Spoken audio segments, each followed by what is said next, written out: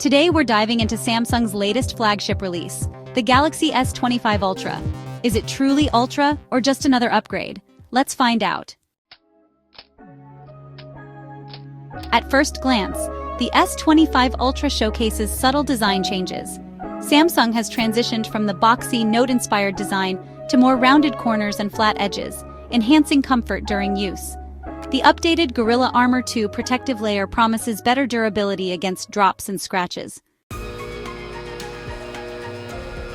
However, when we look under the hood, the advancements are modest. The S25 Ultra is powered by a specially tuned version of Qualcomm's Snapdragon 8 Elite chipset, ensuring smooth performance for everyday tasks.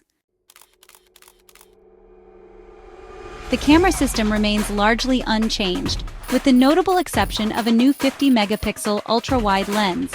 This upgrade enhances low-light performance, capturing more fine details and reducing noise in dim settings.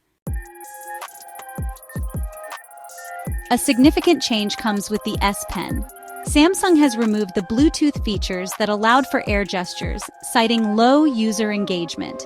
While this streamlines the stylus, it also means losing some of the unique functionalities that set the Ultra series apart. Battery life is consistent with previous models, typically ending an average day with about 60% remaining.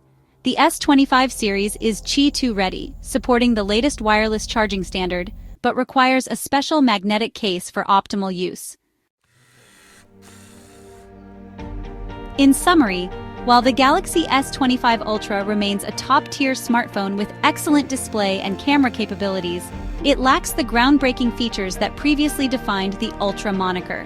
The incremental updates may leave some users questioning whether it's worth the upgrade. What are your thoughts on the Galaxy S25 Ultra? Is it a must-have or a pass? Let us know in the comments below. Don't forget to like and subscribe for more tech insights.